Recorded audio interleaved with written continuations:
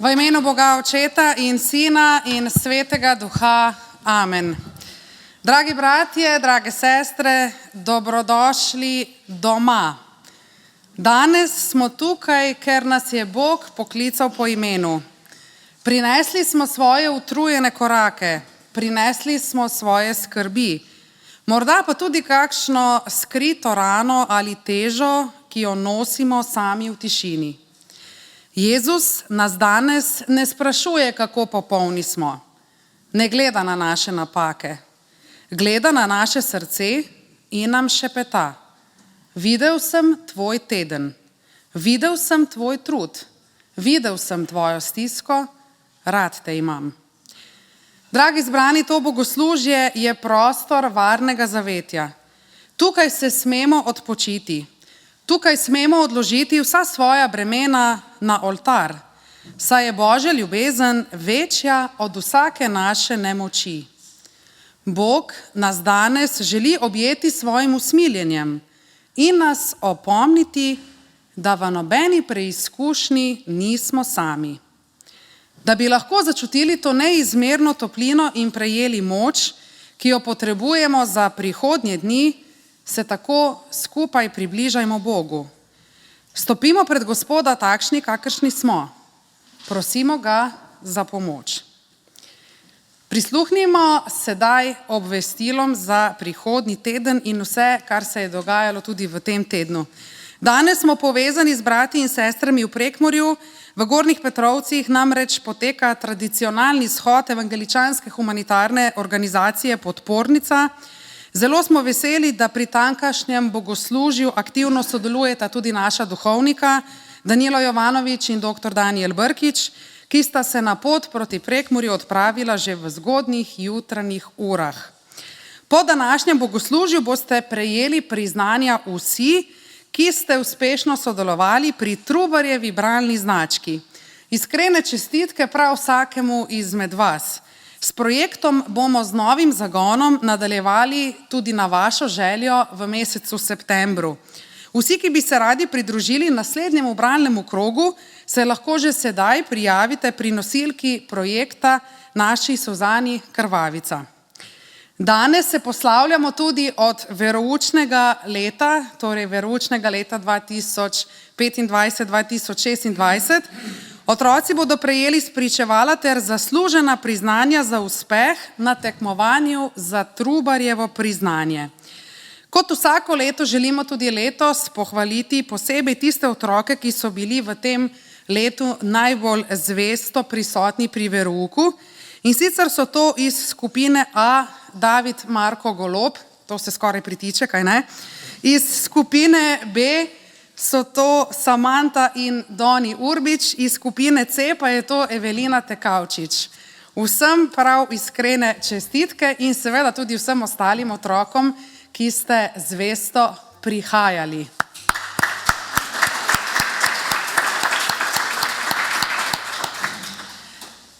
Čeprav se veroučno šolsko leto zaključuje, pa bomo še vedno organizirali varstvo za najmlajše, kar se tiče poletnih počitnic, tako da smo vsi še vedno toplo dobrodošli tudi med počitnicami.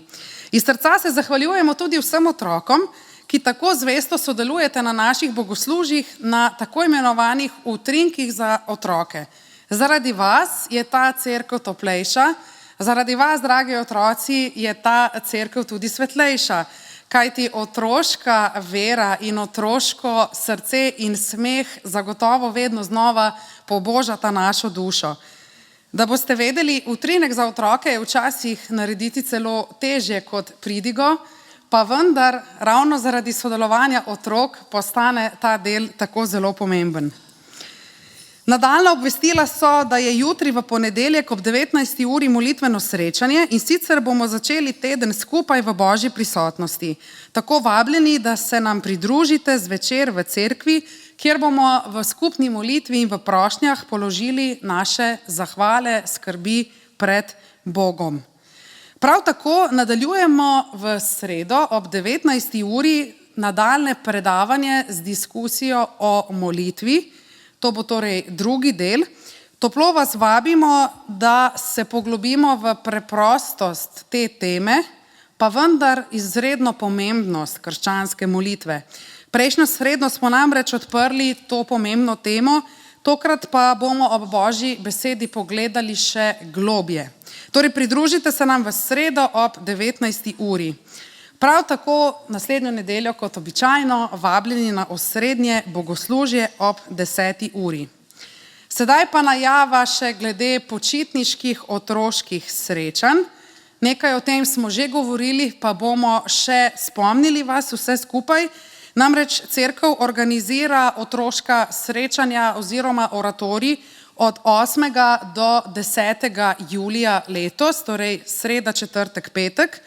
Tako da, dragi starši, babice, dedki, prihaja priložnost, da osrečimo naše otroke, predvsem pa, da si mi lažje organiziramo varstvo, kajti dopusta, verjamem, nimamo vsi tako veliko, zato lahko vaše otroke prepustite v varstvo nam, in sicer med 8. in 10. julijem vsak dan od 9. do 15. ure, torej od 9. zjutraj do 3. popoldne, bomo tukaj pri cerkvi Dobrega pastirja na Grmu organizirali nepozabna poletna otroška srečanja, in sicer bo tema Skrbniki našega planeta. Srečanja so namenjena otrokom starim med 3 in 15 let. Skupaj z ekipo navdušenih animatorjev bomo skozi šport, ustvarjalne delavnice in veselo druženje odkrivali lepe krščanske vrednote. Prispevek znaša 10 evrov na dan za otroka, bo pa vključeno tudi kosilo, vmesna malica in ves material za delavnico. Torej, zaradi lažje organizacije vas vljudno prosimo za čim prejšnje prijave. Vse podrobnosti so še navedene tako na spletnih straneh, na družbenih omrežjih, kot tudi v mailing listi. Za vsa dodatna vprašanja, klepet, kakršnekoli dileme ali karkoli bi vas zanimalo, tudi če je kdo oddaleč, pa morda potrebuje kakšno naučitev, se lahko obrnete name ali pa na katehetinjo Tjašo Golobič Štucin. Povabimo prijatelje, povabimo sosede, to je priložnost, da odpremo prostor za vse. Tako, upam, da ste si vsaj nekaj od tega zapomnili. Sedaj pa sledi skupna pesem, ki pravi: Le Bogu vsa slava.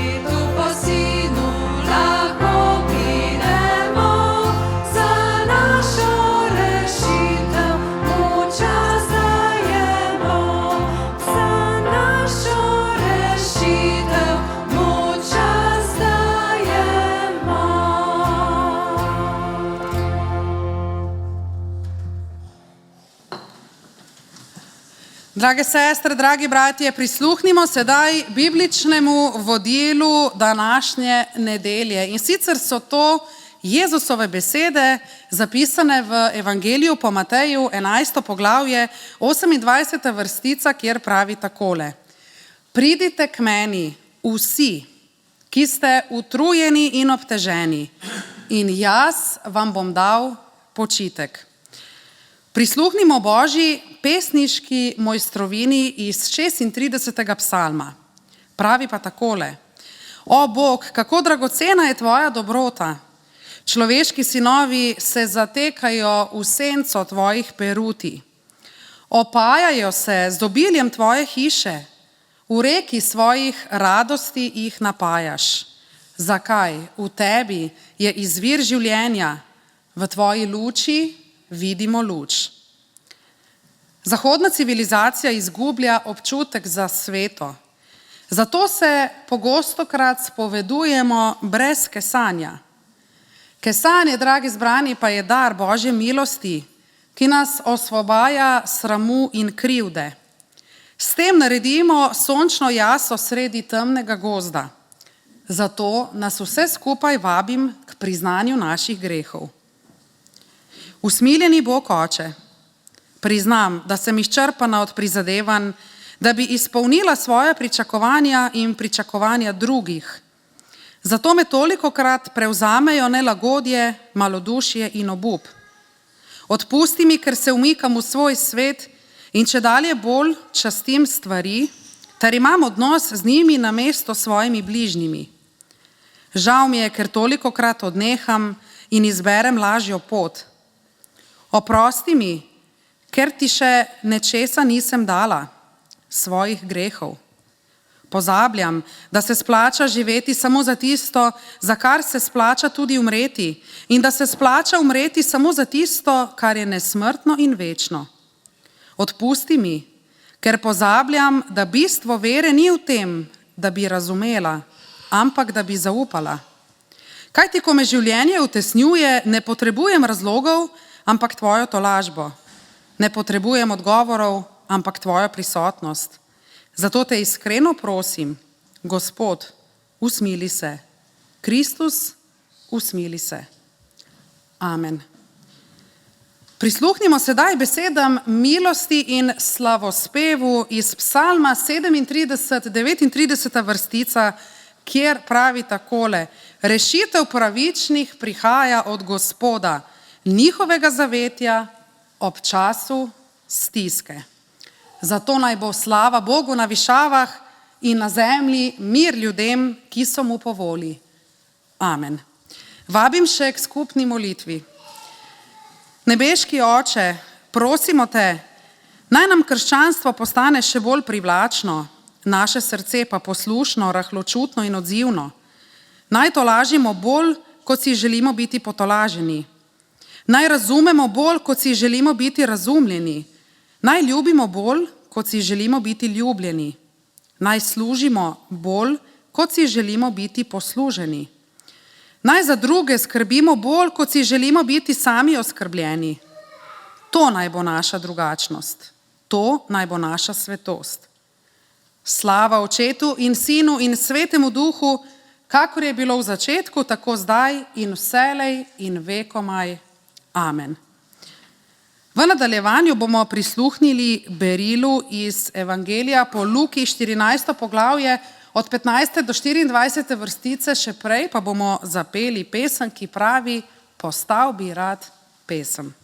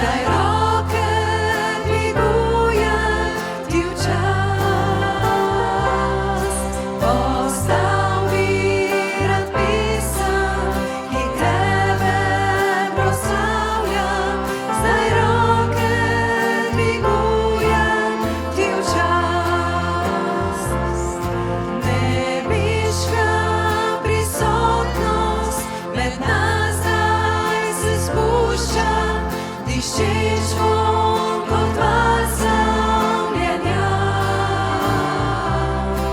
Nebeška prisotnost med nas zdaj se spušča, dišeč vonj kot val slavljenja. Zdaj v duhu resnici Boga obožujem, bi pravi molivec rad bil.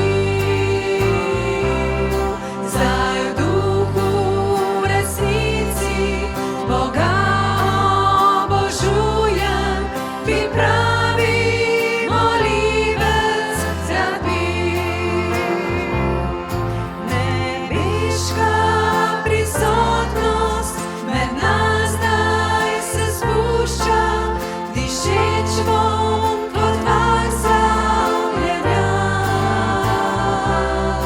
Nebeška prisotnost med nas zdaj se spušča, dišeč vonj kot val slavljenja. Zdaj v duhu resnici Boga obožujem, bi pravi molivec rad bil. Zdaj v duhu resnici Boga obožujem, bi pravi molivec rad bil. Izvolite sesti. Prisluhnimo berilu za današnje bogoslužje. Ko je to slišal nekdo izmed tistih, ki so sedeli pri mizi, mu je rekel: Blagor tistemu, ki bo obedoval v Božjem kraljestvu. On pa mu je rekel: Neki človek je priredil veliko večerjo in jih je mnogo povabil nanjo.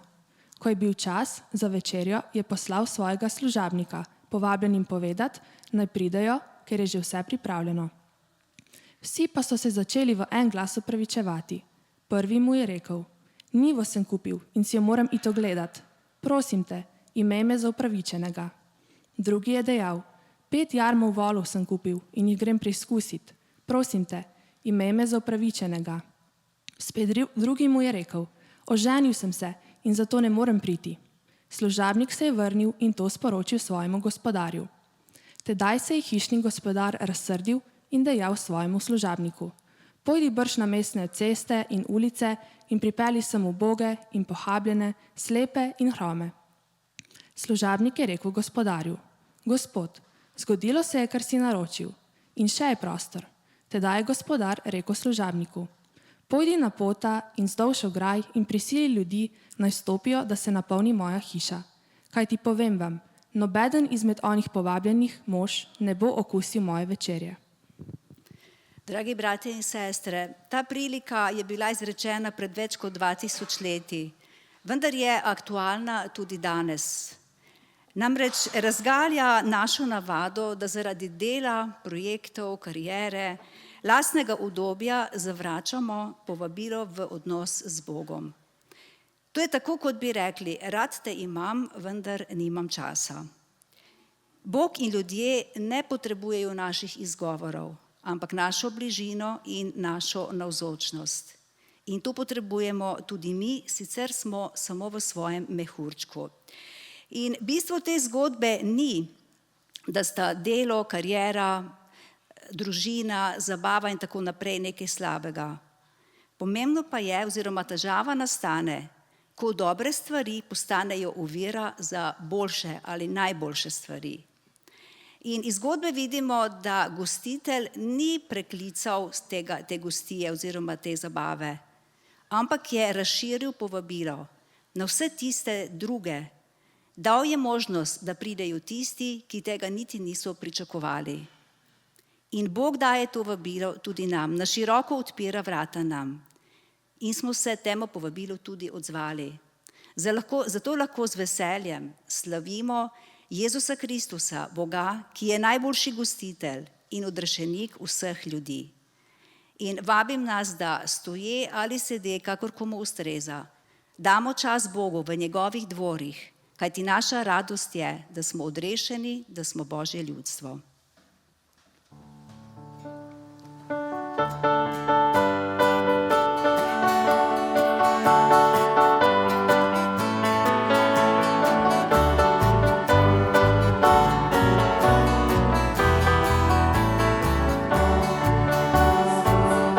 Vstopimo zdaj v dvore svalnico, Božji dvori slavimo ga. To je dan, ki ga naredil je naš Gospod. Radujmo se, proslavljajmo Boga. Moja radost je in veselje vse, Gospodu, ki osrečil mene je. Moja radost je in veselje vse, Gospodu, ki osrečil mene je. Skozi vrata vstopimo zdaj v dvore svalnico, Božji dvori slavimo ga.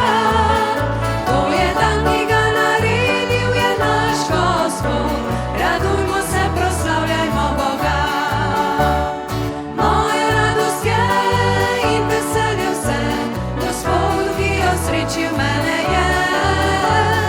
Moja radost je in veselje vse, Gospodu, ki osrečil mene je. Skozi vrata vstopimo zdaj v dvore svalnico, Božji dvori slavimo ga. To je dan, ki ga naredil je naš Gospod. Radujmo se, proslavljajmo Boga. Moja radost je in veselje vse, Gospodu, ki osrečil mene je. Moja radost je in veselje vse, Gospodu, ki osrečil mene je. Moja radost je in veselje vse, Gospodu, ki osrečil mene je. Moja radost je in veselje vse, Gospodu, ki osrečil mene je.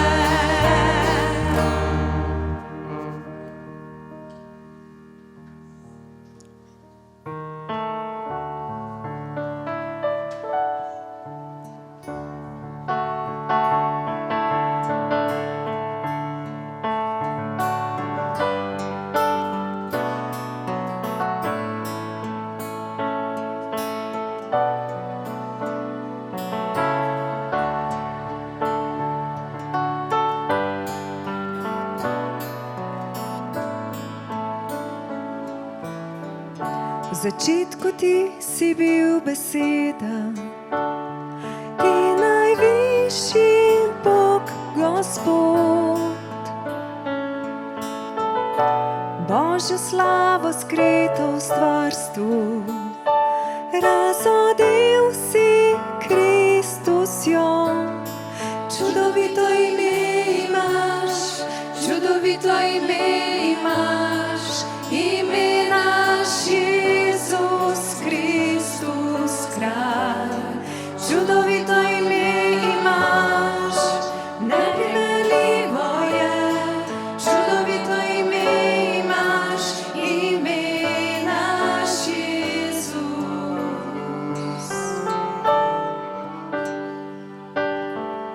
V nebesih nas želiš imeti, zato postal si pot do tja. Kljub grehu nas zelo si ljubil, kaj od tebe loči nas. Čudovito ime imaš, čudovito ime imaš, ime naš Jezus Kristus kralj. Čudovito ime imaš, neprimerljivo je. Čudovito ime imaš, ime naš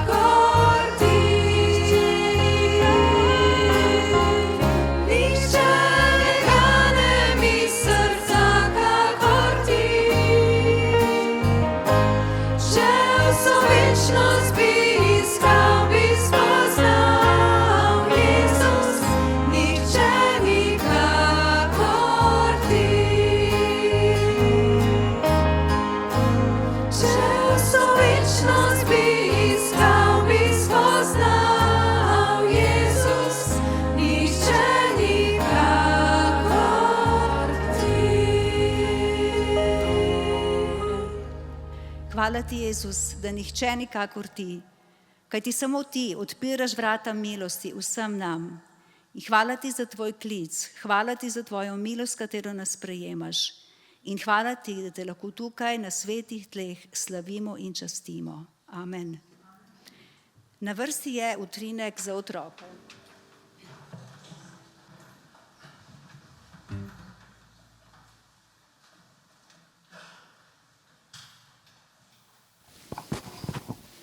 Takole, dragi otroci, lahko se mi pridružite.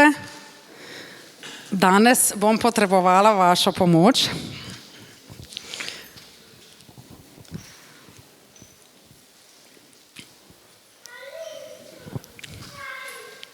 Takole.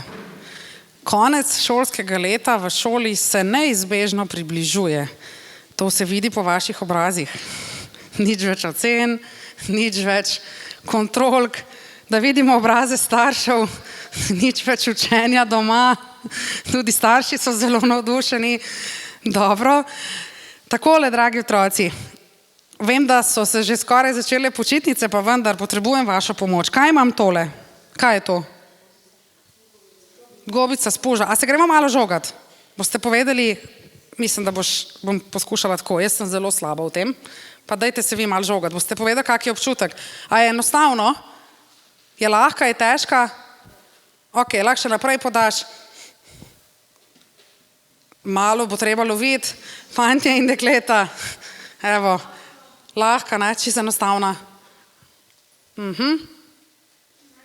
Mehka, lahka, bela, evo, to je to, bela, lahka, mehka, vse ste povedali. Ok, zdaj pa bomo pogledali, kaj se zgodi. Torej vam je všeč, ne? Takšno bi naj bilo naše življenje. Belo, lahko, mehko, enostavno, vse super, ampak nažalost ni vedno tako, kaj ne? Največkrat se nam zgodi, pa rabim enega, da mi bo pomagal, kdo se javi. Pridi, sem malo računala na te. Šlo.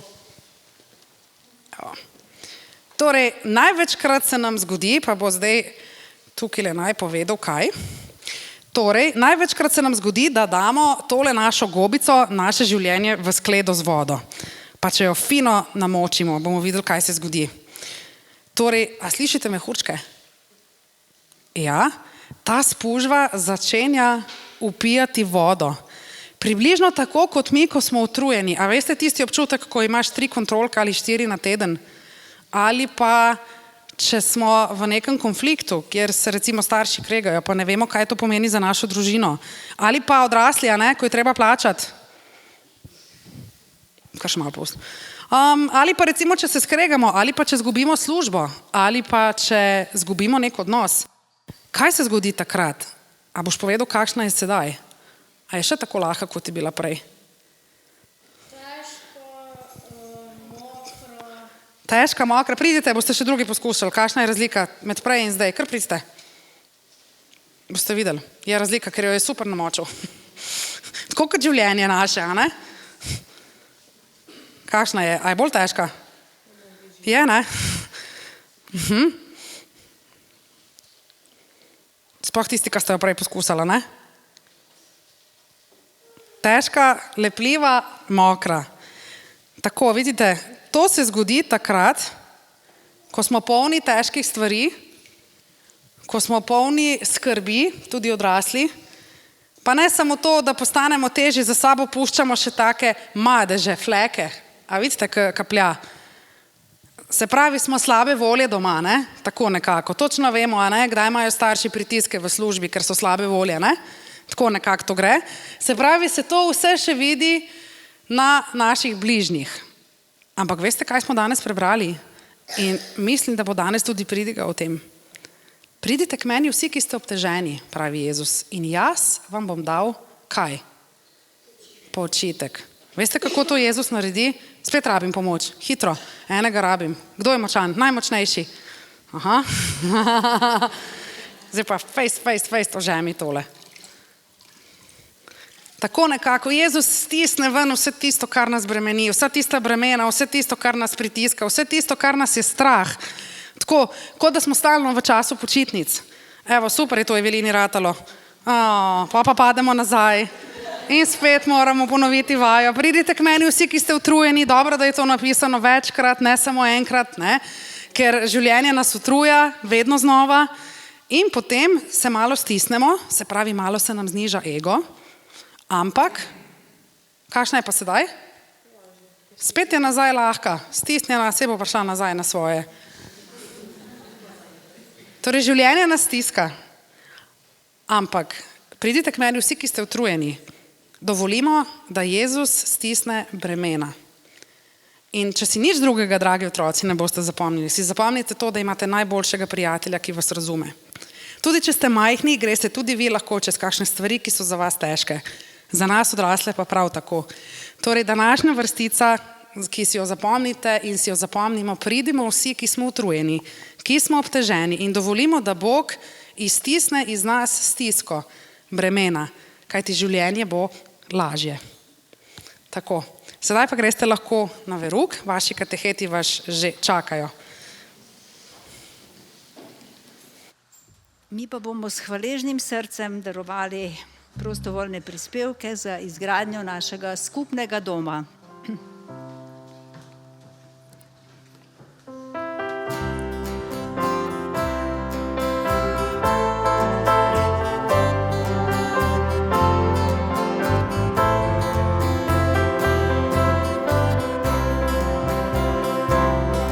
Daritev mojih rok naj ti, prijetna bo Bog milosti, kdo rad daruje, ves je tvoj, mu blagoslov obljubljaš svoj.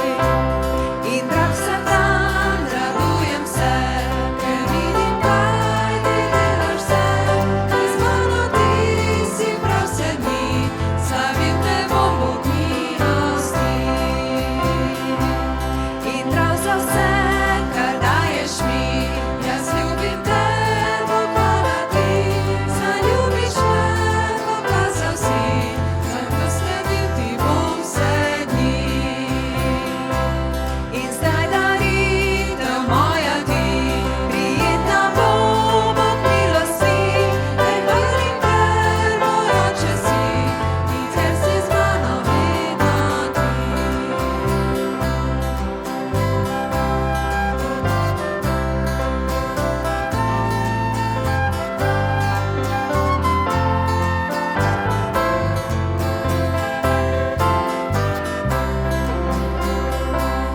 In zdaj daritev moja ti, prijetna bo Bog milosti, te hvalim, ker moj oče si, in ker si z mano vedno ti.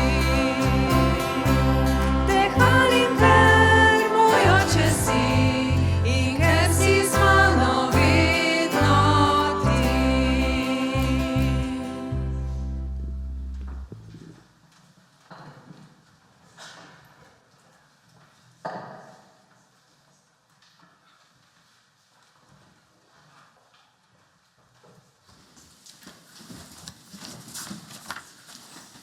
Milost vam in mir od Boga našega Očeta in od Gospoda Jezusa Kristusa.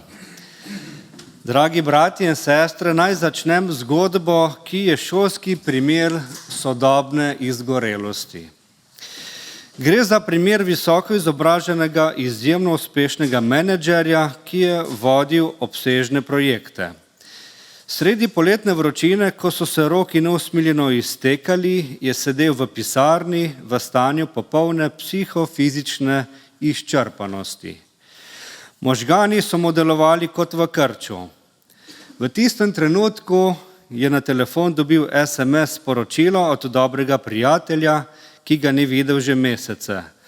Glasilo se je preprosto: "Čau, sem ravno v tvojem koncu, greva na kavo za pol ure." In kaj je naredil? Zapisi kažejo, da ga je namesto veselja popadla čista panika. V tistih nekaj sekundah je v svoji glavi izračunal celotno logistično in finančno katastrofo. Razmišljal je takole: če grem za pol ure na kavo, bom izgubil 30 minut. Ker bom izgubil 30 minut, bom zamudil večerni rok za oddajo projekta. Ker bom zamudil rok, bom izgubil ključno stranko. Ker bom izgubil stranko, bo moje podjetje propadlo, sam bom končal na cesti in moje življenje bo uničeno. Izgoreli je pol ure sproščene kave s prijateljem spremenil v popolno življenjsko apokalipso. Zato je s težkim srcem in tresočimi prsti natipkal klasični odgovor našega stoletja. Sorry, stari, nujno delo, nimam časa, se slišiva jeseni. Zgodba pa se tukaj žal ne konča. Psihološko poročilo navaja, kaj se je zgodilo, ko je moški pritisnil gumb pošlji. Sesedel se je nazaj na stol in naslednjo uro in pol zgolj nemočno in prazno zrl v steno svoje pisarne. Bil je preveč izčrpan, da bi opravil eno samo stvar. A se prepoznamo v tej resničnosti? Lahko se smehljamo, vendar skozi solze, saj vsi trpimo za isto kronično diagnozo. Kot ugotavlja sociolog Bain Chan Han, smo postali družba izgorelosti. Antropološko gledano se struktura našega zatiranja skozi stoletja sploh ni zmanjšala, le preobrazila se je. V preteklosti so človeka obvladovali zunanji gospodarji in institucije, ki so nam diktirale, kaj moramo storiti. Danes pa smo sami postali svoji lastni najbolj neizprosni priganjači. Živimo pod tiranijo imperativa samooptimizacije. Ne glede na to, ali smo stari ali mladi, preprosti ali izobraženi, nenehno moramo dokazovati, da smo produktivni, uspešni, popolni starši, zanesljivi kristjani in hkrati še čustveno stabilni. Rezultat tega je globoka ontološka utrujenost, izsušenost duše. Ko se konec dneva počutimo grešne, prazne, nezadostne in nevredne pred sabo, pred drugimi in pred Bogom. In kako se na to utrujenost odzovemo? To smo slišali pred nekaj minutami v berilu iz Lukovega evangelija. Ko Bog pripravi veliko gostijo, ko nam ponudi svojo ljubezen za stonski mir, začnemo nizati izgovore, ki so na las podobni tistemu SMS sporočilu. Njivo sem kupil in jo moram iti gledat, 5 parov volov sem kupil in jih grem preizkusiti, oženil sem se, zato ne morem priti. Vendar poglejmo te izgovore z očmi našega časa. Ti ljudje niso delali ničesar grešnega. Kupiti njivo pomeni investirati, skrbeti za biznis, preizkusiti vole pomeni testirati novo tehnologijo, optimizirati svojo produktivnost, oženiti se pomeni posvetiti se družinskemu življenju. Vse to so dobre, plemenite stvari. Pa vendar so te dobre stvari postale jarem, obsesija, priročen izgovor, da so ljudje iz berila zavrnili tisto, kar je najbolj pomembno in kar je edino nujno potrebno, Boga.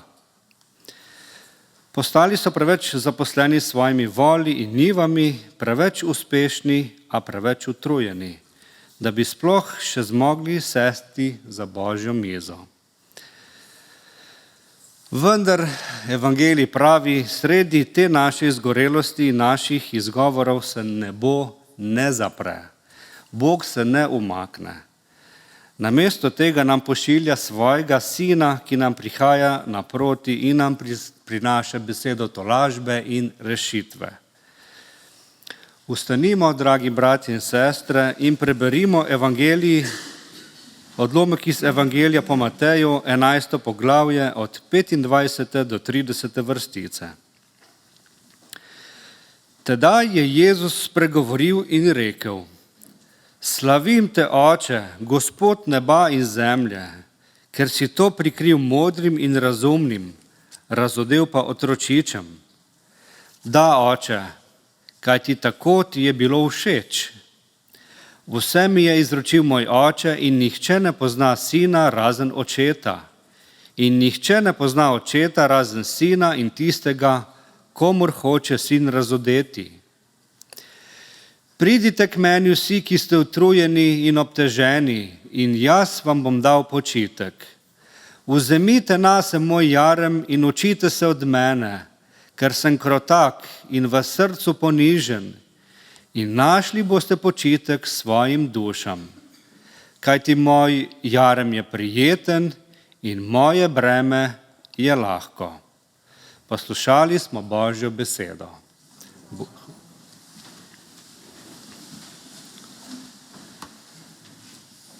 Če si podrobno ogledamo literarni in zgodovinski kontekst teh besed, ki smo jih pravkar slišali, ugotovimo, da se Jezus nahaja na dramatični prelomnici.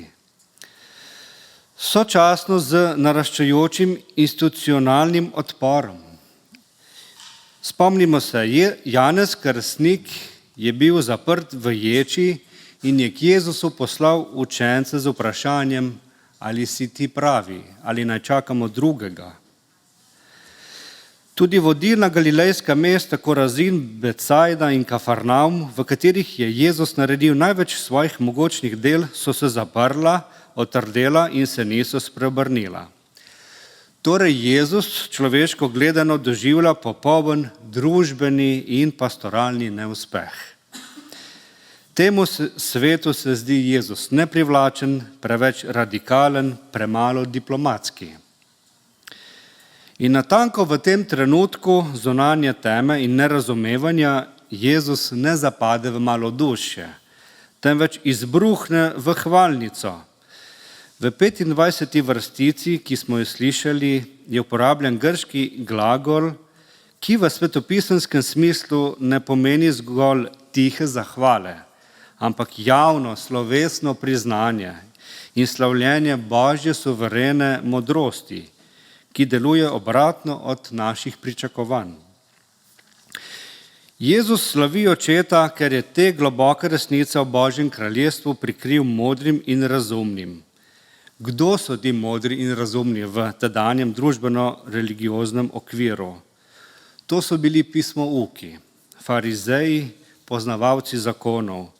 To je bila intelektualna in verska elita tistega časa, ki je imela akademski monopol nad interpretacijo Svetega pisma. Ti ljudje so razvili zapleten akademski in pravni sistem, s katerim so verjeli, da lahko prek lastnega truda, natančnega študija in moralnega napora splezajo do Boga. In sistem zagotovijo njegovo naklonjenost.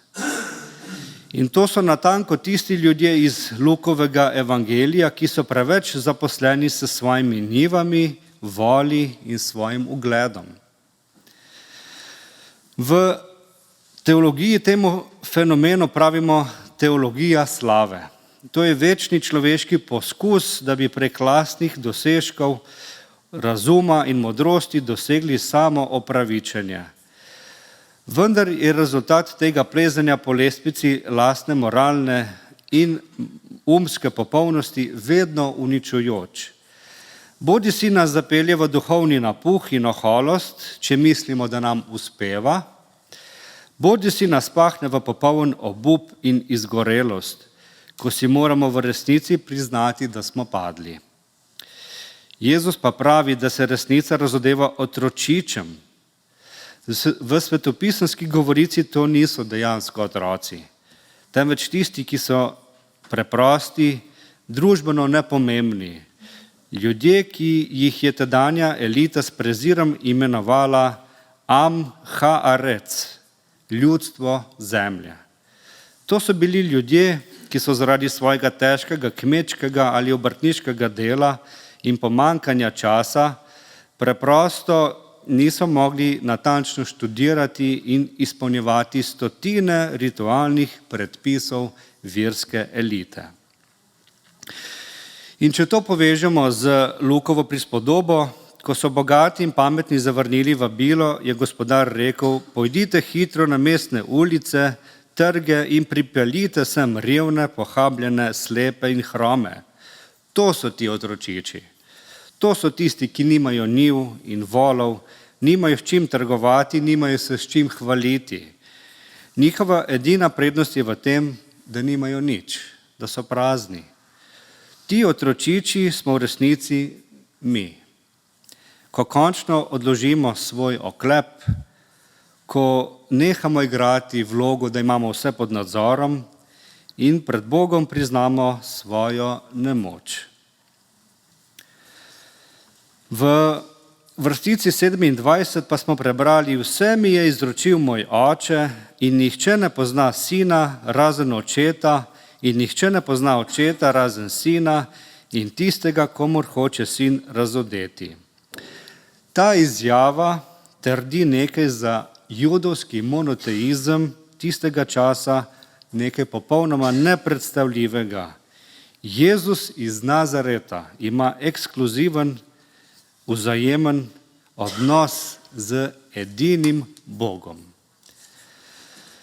To pomeni, z drugimi besedami, resnično spoznanje Boga in odrešitev torej nista več rezultat našega miselnega napora, naših analiz, naše popolnosti, ampak sta suvereno darilo milosti, ki se nam daje izključno skozi osebo Jezusa Kristusa. Odrešitev, dragi zbrani, je torej na dosegu roke, tukaj in sedaj. Sedaj pa pridemo do najlepše vrstice tega odlomka, ko Jezus izreče: vzemite nase moj jarem in učite se od mene. Ko mi slišimo besedo jarem, podzavestno se spomnimo na suženjstvo, ponižanje, podjarmljenje, izgubo svobode. Vendar pa moramo v luči judovskega konteksta prvega stoletja to besedo, to podobo brati v drugačni, odraščujoči luči. V rabinski tradiciji in judovski literaturi je bil jarem, ol v hebrejščini, visoko spoštovan teološki tehnični izraz. Judovski rabini so redno govorili o dveh temeljnih jarmih. O jarmu nebeškega kraljestva in o jarmu postave.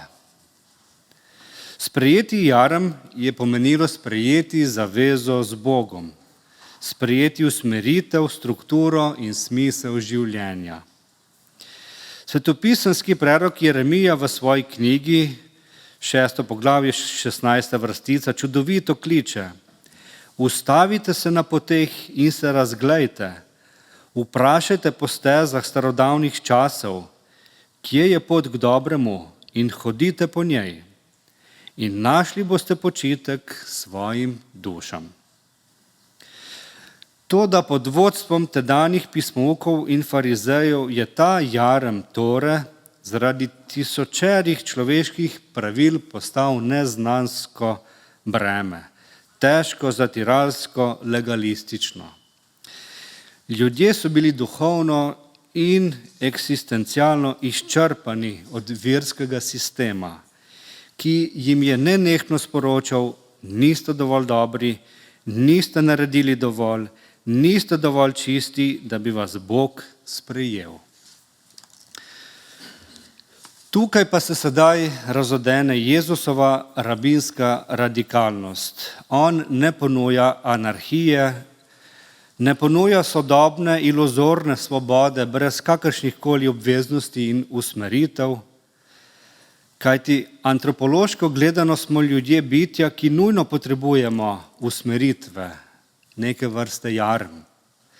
Če nismo upreženi s Kristusom, se bomo v istem trenutku avtomatsko upregli v jarem tega sveta. Vlekli bomo težek jarem pehanja za človeškim priznanjem, jarem nenehnega dokazovanja na delovnem mestu, jarem materializma, jarem strahu pred prihodnostjo in jarem kronične krivde. Naša izbira v življenju zato nikoli ni izbira med jarmom in popolno svobodo, ampak je naša izbira med jarmom tega sveta in Kristusom. Kateri jarem bomo nosili, s kom bomo upreženi? Jezus pravi, vzemite nase moj jarem. To je bila za tisti čas šokantna izjava, saj Jezus s tem postavi samega sebe na mesto Božje tore.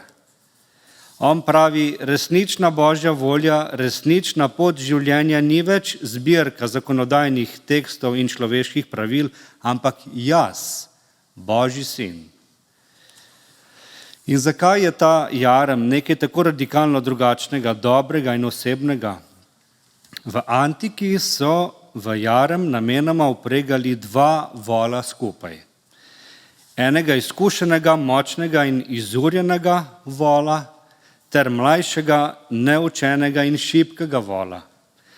Močnejši vol je bil tisti, ki je nosil celotno težo voza, določil je smer gibanja, ritem, tempo hoje. Mlajši vol pa je moral zgolj hoditi ob njem. Ni se mogel zrušiti pod težo, saj ga je močnejši partner držal po konci.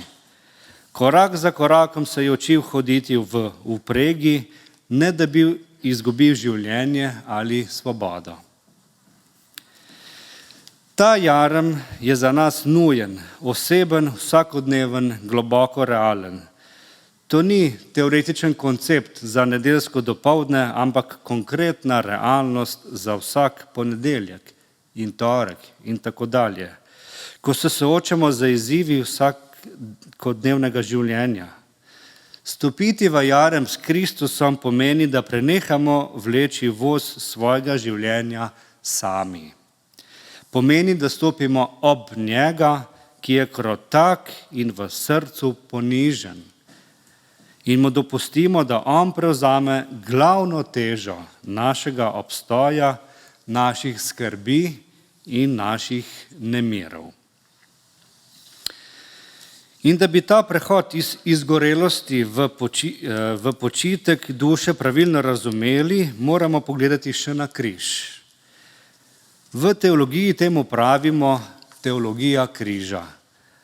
Boga ne spoznamo v človeški slavi ali naših uspehih, ampak v trpljenju in slabotnosti križa. Pomislimo na to skrivnost. Tisti, ki nam obljublja lahek jarem, je sam nase vzel najtežji jarem v zgodovini. Jarem našega greha, naše izgorelosti in našega občutka popolne nevrednosti. Na križu je Jezus postal utrujen, obtežen in zapuščen od očeta, kajti vstopil je v našo najglobljo temo, da mi ne bi bili nikoli več sami. In vemo, da se zgodba ne konča na križu. Vstajenje 3. dan je dokaz, da so naša bremena, naši grehi, naša izgorelost zavedno premagani. Vstali Kristus je zlomil jarem smrti in nam podaril svoje neumrljivo življenje. In to je tista čudovita, vesela zamenjava, ki jo Martin Luther imenuje der fröhliche Wechsel. Der fröhliche Wechsel. On je vzel našo izčrpanost nase, nam pa podaril svoj večni mir in pravičnost. Naša vrednost ne izvira iz tega, kako popolni smo, ampak iz dejstva, da smo dragoceni v očeh vstalega Kristusa. Ko resnično dojamemo to ljubezen, se v Boga preprosto zaljubimo. Krščanstvo preneha biti suhoparna religija dolžnosti in postane ljubezensko razmerje z Bogom. In ko vzljubimo Boga, vzljubimo tudi Cerkev. Cerkev postane naša duhovna družina in varno zavetje sredi ponorelega sveta. Kako konkretno ta odrešujoči jarem vsak dan praktično nataknemo nase? Prvič z vsakodnevnim premišljevanjem Božje besede.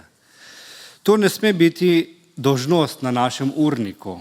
To je dejanje ljubezni do sebe, ko si vzamemo 10 minut sredi hrupnega časa in sveta in svojemu izgorelemu umu privoščimo nebeški kisik. Takrat utišamo glasove sveta in poslušamo Kristusa, ki nam govori: dovolj si, vreden si, jaz sem te odkupil. Drugič, ta odrešujoči jarem je tudi obiskovanje bogoslužij, preučevanje svetega pisma ob sredah, kajti v nedeljo prejemamo čudovito vabilo na gostijo, ob sredah pa se učimo, kako v tej upregi s Kristusom dejansko hoditi vsak dan. Vsa ta srečanja so namenjena vsem mladim, starejšim, preprostim, kajti s temi srečanji in bogoslužji prenavljamo svoj in prejemamo praktično orodja za vsakdanje bitke. In tretjič, Kristusov jarem sprejemamo z dejavnim služenjem in delom za cerkev. Kristusov jarem nas nikoli ne zapre v pasivnost. Vabi nas, da si breme delimo.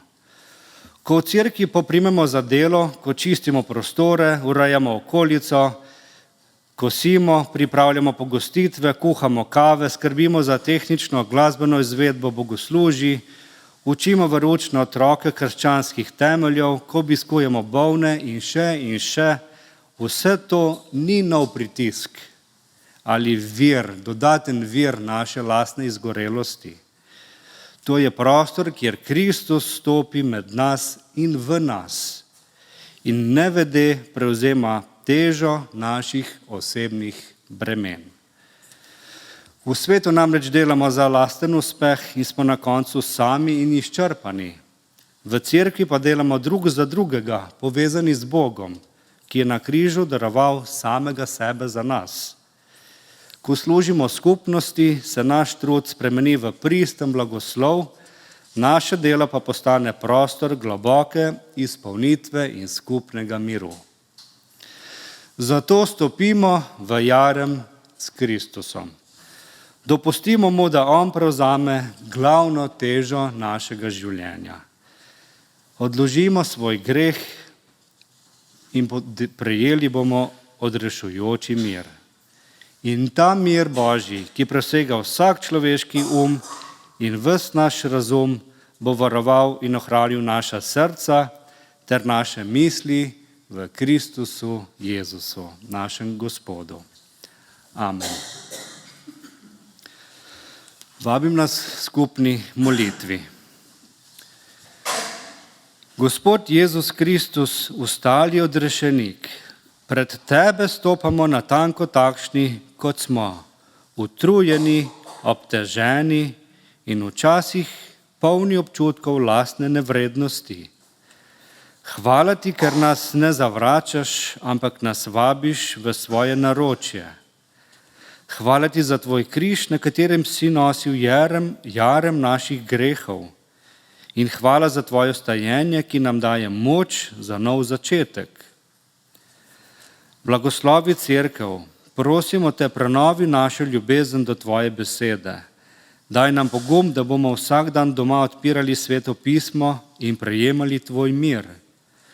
Blagoslovi tudi naše nedeljska bogoslužja in sredina preučevanja. Naj bodo to večeri duhovne rasti in globoke povezanosti. Pomagaj nam odložiti vse prazne izgovore, da bomo zvesto in radostno hodili pot vere skupaj s tabo. Prosimo te pa tudi za vse bolne, predvsem za sestro, ki je v bolnici, krepčajo v njeni stiski, svojo tolažbo in svojim mirom. To te prosimo v tvojem svetem imenu. Amen. Bratje in sestre, preden zapojemo zaključno pesem, prisluhnimo še zgodbi o nastanku te pesmi. Njen avtor, ameriški duhovnik Charles Weigle, se je leta 1932 vrnil domov z napornega misijonskega potovanja. Ko je stopil skozi vrata, ga je pričakala prazna miza in na mizi pismo. Žena mu je sporočila, da ima dovolj. cerkvenega življenja in dela in čakanja in da ga zapušča in zavedno je s sabo odpeljala tudi njuno edino hčer. Svet se mu je sesul v prah. Weigel je padel v tako uničujočo depresijo in duševno izgorelost, da je kasneje priznal, da je v tistih temnih letih večkrat načrtoval samomor. Preganjal ga je grozljiv občutek, da je popolnoma sam in da nikomur na svetu, niti Bogu, ni več mar zanj. A prav na dnu tega najglobljega brezna, ko je ostal brez vsega upanja, je doživel radikalen zlom. Spoznal je, da je Jezus ves čas v jarmu z njim. Ko je Jezus objel njegovo strto dušo, je Charles sedel za klavir in napisal te vrstice. No one ever cared for me like Jesus. Nihče nikoli ni skrbel zame tako kot Jezus. Zapojmo to pesem in naj bo to naš skupni odgovor Bogu, ki nas drži po konci, ko nam poidejo vse moči. Zapojmo pesem, rad bi povedal, kaj Jezus mi pomeni.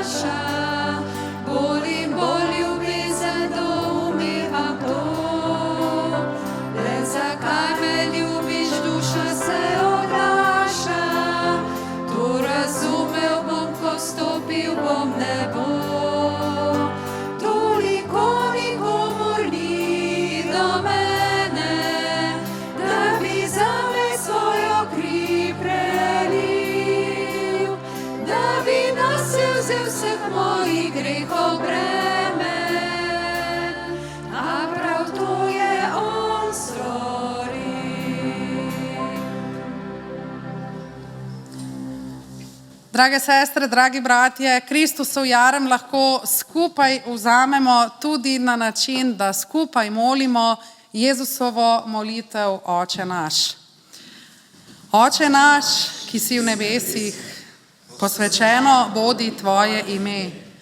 Pridi k nam tvoje kraljestvo, zgodi se tvoja volja, kako v nebesih, tako na zemlji. Daj nam danes naš vsakdanji kruh in odpusti nam naše dolge, kakor tudi mi odpuščamo svojim dolžnikom. In ne vpelji nas v skušnjavo, temveč reši nas hudega. ker tvoje je kraljestvo in moč in slava na veke. Amen. Prejmimo vsi skupaj še duhovniški blagoslov. Gospod naj te blagoslovi in te varuje. Gospod naj da sijati svoje obličje nad tabo in naj ti bo milostljiv. Gospod naj dvigne svoje obličje nad te in ti podeli mir. Amen.